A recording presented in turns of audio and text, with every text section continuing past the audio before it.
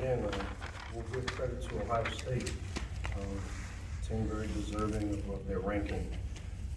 But I'll also let you know I'm really proud of the team, really proud of our team and those guys in that locker room. Proud not because we're close, that's not how we approach this thing. I'm proud that, we're never satisfied with the loss, obviously, but what you saw today is us go blow to blow, blow for blow, with the team that I consider to be one of the best in the country. And, when I started this thing this week, the question I asked our team was, where were we? I saw a team take accountability for how we played the last couple of weeks. I saw a team that was disappointed. And to me, those are the type of signs that we need to have, and that's the mentality we need to have as we work to take the next step. I saw growth. When people say, where's the growth? I saw that, point to today. You point to days like today. You point to games like Michigan. And again, not because they're close, but how we competed against those teams. And to me, that's where, when we talk about taking the next step in the growth, those are the things that I'll show and talk to our team about as we finish up this 2022 campaign. Obviously, we need to work harder and turn these into W's. When you play against the best, you can't expect them to help you. Good teams don't need help. Today, anytime we created some momentum, we give up a big kickoff return. We create some momentum, we get a punt block. But the resiliency that this team has shown all year, except maybe a couple games, was totally on display today, and that's where I'm proud of the way that we fought. I still feel that the best is ahead for this football family, and we're going to finish this thing out the right way at home next week against Rutgers, to send another group of seniors out here the right way, and continue to work hard to move the program forward in the right direction. So with that, I'll open it up to questions. Mike, any initial updates on Talia, and if you could also address the game he had, the plays he was able to make and really bring it today? Yeah, I'm hopeful. It wasn't anything that happened structurally, I think, and I'm hoping that it's more like a bone bruise or a knee. His knee jammed into the turf on that play, so we're hopeful that it's just bruised. There was nothing structurally that happened. He didn't get hit a certain way, or the knee didn't give out. It was more just a direct contact down in the ground. The way he played, I was glad to see three. He looked like the old three today.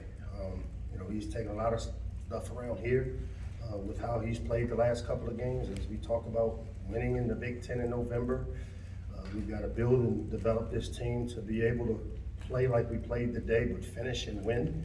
I thought three played really well. I thought that he had that look. I know he went and he worked his tail off this week. You saw the competitive nature in him. He made plays in the air, threw the ball really well, made plays with his feet. He gave us a chance, and that's all you can ask of your quarterback. And I'm proud of the way he fought, as well as the rest of our team. You mentioned that you think that Ohio State is one of the best teams in the country. I think most people would agree with you. How much did you use that and the fact that most people weren't giving you much of a chance going into the week as motivation? Not a lot. I think the motivation for us started within the accountability that this team took when, the last 2 weeks we haven't played to our standard. And as I told you last week, I felt like we got out-toughed. We got punched in the mouth and didn't respond well. We got a team of competitors, and, I think how we played the last 2 weeks is indicative of the type of team that I know we have. And so, we weren't playing their ranking. We weren't playing the name on the front of the jersey or the tradition. We basically said we're playing their best 11 against our best 11. And all I want to see is how you compete in your individual battles against the best, because, that's why you come to Maryland to play these types of games. And I was proud of the way our best 11 competed. Wasn't always smart, wasn't always exactly how we wanted. But at the end of the day, I thought we fought, and I'll be able to build on that as the leader of this thing. On that, when you were down 10 and had the 4th and goal from the 1, it looked like maybe the field goal unit was going to come out and Talia wanted to stay on the field. How did that decision play out? And then, what's the confidence you have in? Well, it wasn't necessarily about Talia. We needed 2 scores, a field goal or a touchdown.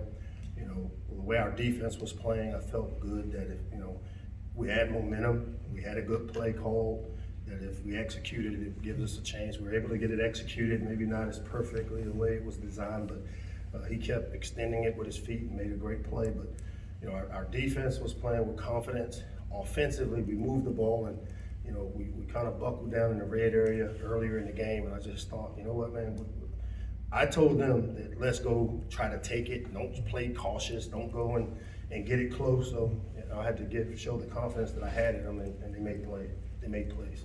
You're right, Tom. Mike, in terms of practice week going into the game, did you get any sense of different feel in practice to lead to this? And at what point during the game did you see the light on? You know, so that's what you saw. First of all, welcome back, man. It's great to see you back here. Thank you. As far as our work week, as I said, it started on Monday. You know, we kind of had a family meeting. You know, as I've said before, the day and age of a coach getting in front of the kids and telling them, do this, do that. I mean, we're all in partnerships with them now, and not that they, you know, run this team, but I think it's important as a leader to I know why and thought, I understood why I thought we played the way we played the last 2 weeks, but I wanted to hear it from them.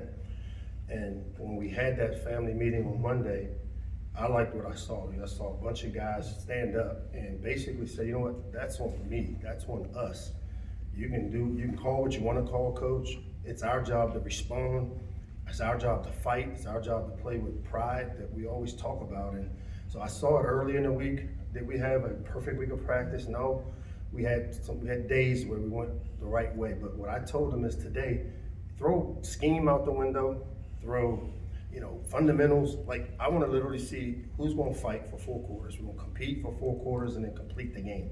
And then turn the scoreboard on, and whatever the score says, it says. Because when you come in the locker room at the end of it, you know that you fought. And that, to me, is what I wanted to get out of a game like this. And I was proud of that from our team. Just to quickly follow up, when was the last family meeting you had with them of that nature? Well, we meet every Monday, but normally it's me going through the turnover battle, the penalties. Well, this one was, I was up all week, and we got back from Penn State, and it was really disappointing for me to see us get punched in the mouth and kind of take it. And it made me start to question. And so as I watched the tape and I saw it, I stayed here at the office all night. The next morning I met with Leah very early because I thought that he was not necessarily in a good place. And so when I met with them, I wanted to hear what they thought.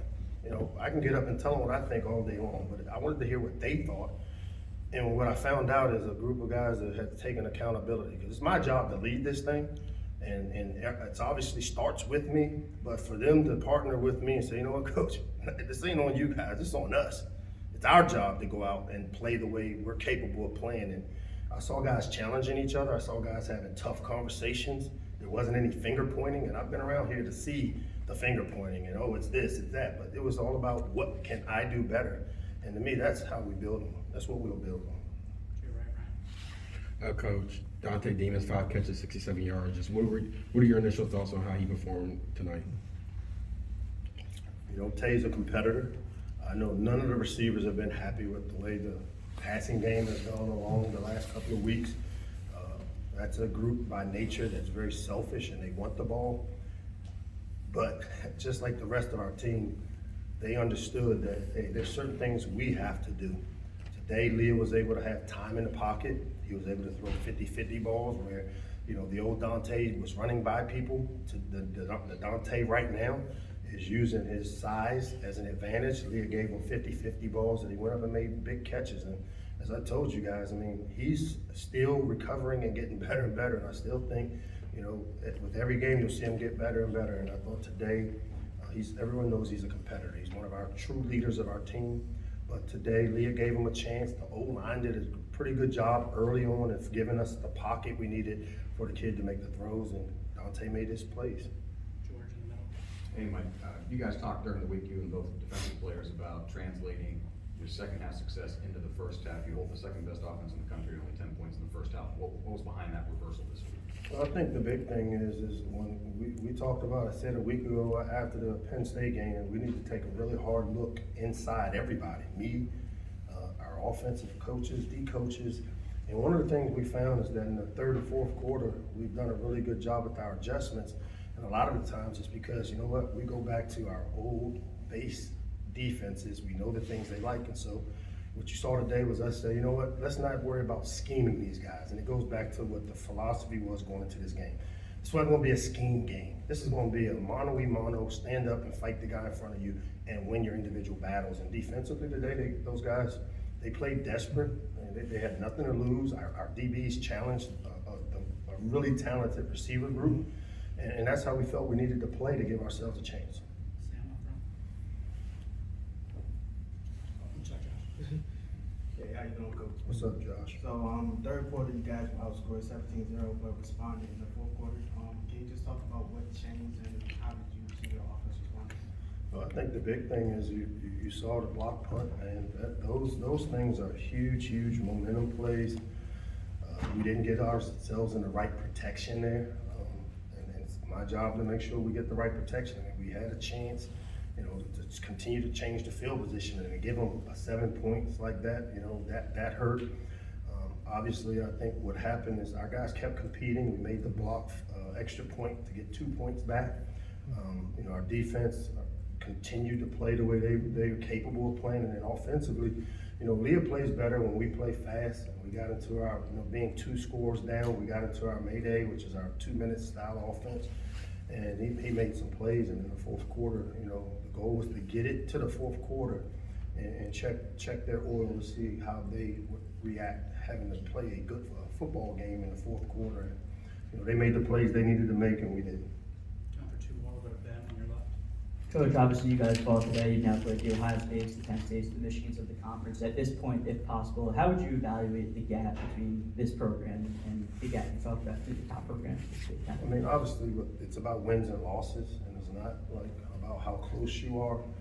So we still got a ways to go. As I told our team, though, there's a small margin of error between the great teams and the good teams in this league. And, you know, for us to take that next step, we've got to be able to take that step. And that step is finding a way to win a game like this, not be close, find a way to win. And we had opportunities today where, you know, if we make a play here or there, you know, penalties on 3rd and 2, where we give them first downs, miscommunication on a couple things, where we got to get off the field on defense, and then on offense, you know, we had opportunities where we had, you know, minus yardage on P and 10 plays, which put us in 2nd and long, 3rd and long. We don't operate right in that situation, so just staying on track is what we need to do. So we've played 2 of the top teams in our league, Michigan and Ohio State. We fought both of them, you know, not into the close, but I like the way we competed. And so to me, you know, the fact that we fought against those teams, the fact that this team understands the accountability of doing what I need to do to take the next step, I think we'll be able to grow with that. Last one, we're gonna go to Dave to your right. Mike, Hayden had over 100 yards rushing in the second half after you guys really, you know, handcuffed him before intermission. What kind of thing, what was the difference? What was he able to? Missed tackles showed up in the second half.